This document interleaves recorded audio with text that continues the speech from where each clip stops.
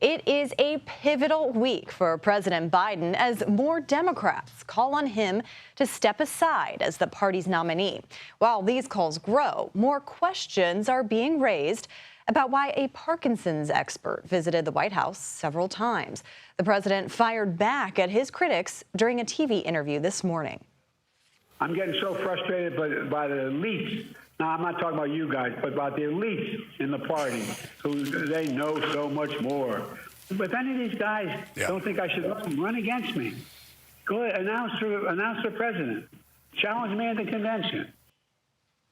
And our Ed O'Keefe and Scott MacFarlane join us now from the White House and Capitol Hill, respectively, which is where all the action is happening at this point. Ed, I want to start with you at the White House because we started the morning with the president releasing this statement, this letter essentially to House Democrats trying to quell the calls for him to step aside.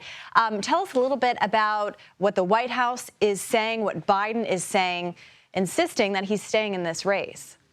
There's a line deep in that letter that says, look, this has been going on now for a little more than a week. It's time to end it and move on to the rest of the campaign. And that, in essence, is the president, the first lady, and the White House's position, plus the reelection campaign. There's been discussion about this. He's not going anywhere. Let us, as a Democratic Party, he argues, move forward in defeating Donald Trump. And we'll see whether or not that works. But here it is on a late Monday afternoon when things start to happen in Washington, when Congress returns. And we're seeing a drip, drip, drip of statements from various congressional Democrats, senators and House Democrats, mostly saying either the president has to better demonstrate he's got the mettle to do this, or he's got to get out. I'll let Scott talk to that in a moment. There are other questions here at the White House today about the official operations of the presidency and how regarding his health. You mentioned this situation with a Parkinson's expert. His name is Dr. Kevin Kennard. He's based at the Walter Reed National Medical Center up in suburban Washington, Bethesda, Maryland. He has visited the White House at least 8 times over 8 months from last summer to this past spring. That's standard. There are medical professionals based here to treat the thousands of people who work here at the White House complex, the White House itself, the West Wing, the Executive Office building.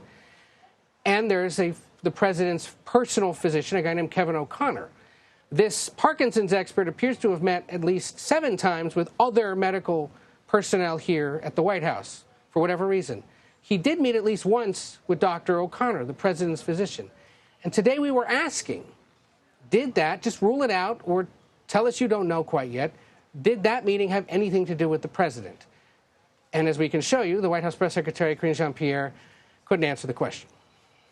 So every time he has a physical, he has had to see a neurologist. So that is answering that question. No, it's not. No, it is. It is. You're asking me. Kennard come to the White House. But I also said to you, Ed, I also said to you, for security reasons, we cannot share names. We cannot share names. We have to. Others he would have met with. We cannot. You can share names in regards to if someone came here in regards to the president. We cannot share names of specialists broadly. From a dermatologist to a neurologist. We cannot share names. There are security reasons. We have to protect. I understand that. I hear you. Right there for anyone to see. Ed. The frustration expressed by reporters in the room today is that Dr. Kennard's name appears on the public, internet available, you could search it yourself, White House visitor logs that show that he's been here 8 times. So when she suggests that there's a security concern for explaining why he was here, even though his name is in the public record and out there, that is where we got frustrated today regarding why it is she couldn't say one way or the other whether he'd met. And if the answer is, I don't know, so be it. Then the answer is, I don't know. So there's that issue. There's the other thing she said, which is important to point out, because this has been raised in recent days, and I'll just read it out to you. Has the president been treated for Parkinson's? No, she said. Is he being treated for Parkinson's? No, he's not. Is he taking medication for Parkinson's? No. All of those questions have been raised either publicly or quietly among Democrats, among reporters in recent days, amid concerns. Some medical professionals who've observed but never treated the president say there could be signs of this. She very clearly today, helpfully explained that no, that is not the case. None of that is happening. And when she says that he's had 3 neurological exams, That's a standard part of the annual presidential physical. His last one was on February 28th at Walter Reed National Medical Center. He'd had them in the previous years as well. And as the readouts from those physicals show, there was nothing to be concerned about in the neurological space, Caitlin. Ed, good effort, at least trying to get some answers to those questions. Scott, Democrats are returning to Washington after a July 4th recess, and they are getting a lot of questions as well about the president's standing.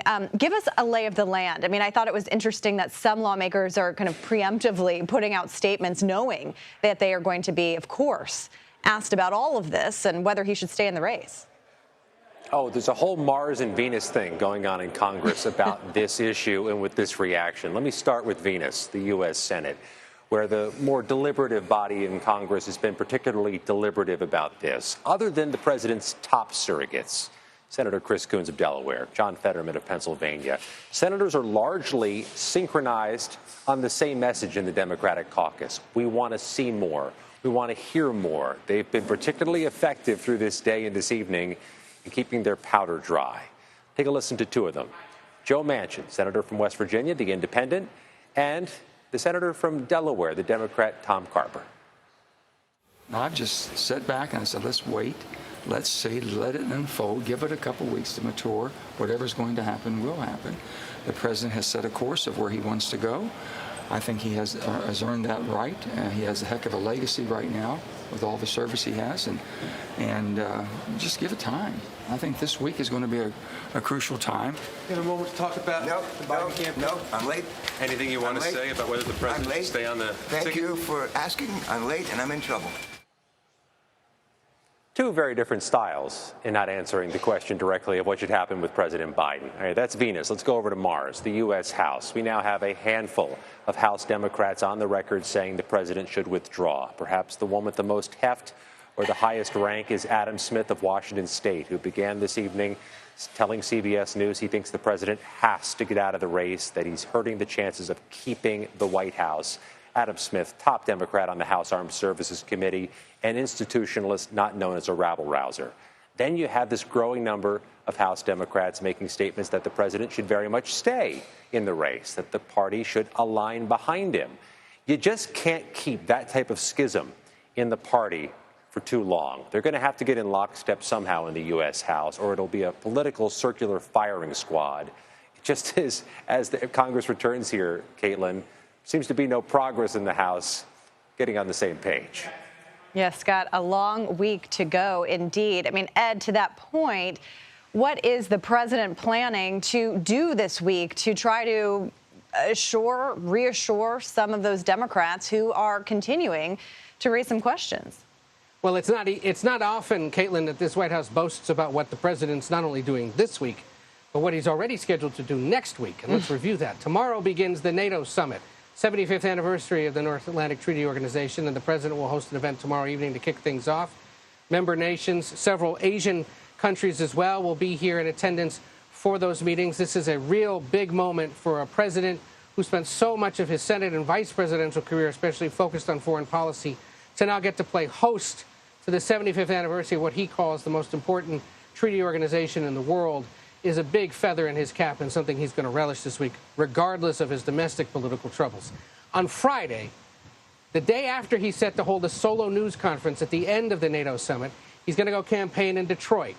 We don't know all the details of what exactly he'll be doing there in the Detroit area, but there's an event on the calendar regardless. Then next week, as the Republican convention begins in Milwaukee, the president's headed to Austin, Texas Monday to speak at the LBJ Library about the anniversary of passage of the Civil Rights Act, and then heads to Las Vegas for two events, one an NAACP event, the other hosted by Unidos US, which is a major Latino civil rights organization. And in all three instances, he will be speaking to the issues of civil rights, immigrant rights, and trying to win back what is softer than usual support among black and Latino voters for a Democratic president. All of it designed, Caitlin, to reiterate what the president and the first lady have said today in public, that he's not going anywhere.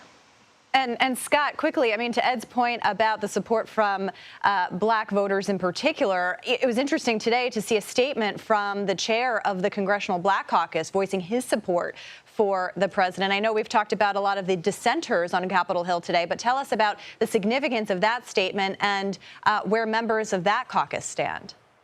Yeah, the White House has set up a Zoom call between the president and members of the Black Caucus, so that's potentially a campaign logistic that was worked out. It's important to note, Caitlin, 0 defections as Monday night began from the Congressional Black Caucus for President Biden. It is an enormous part of his political constituency at this moment.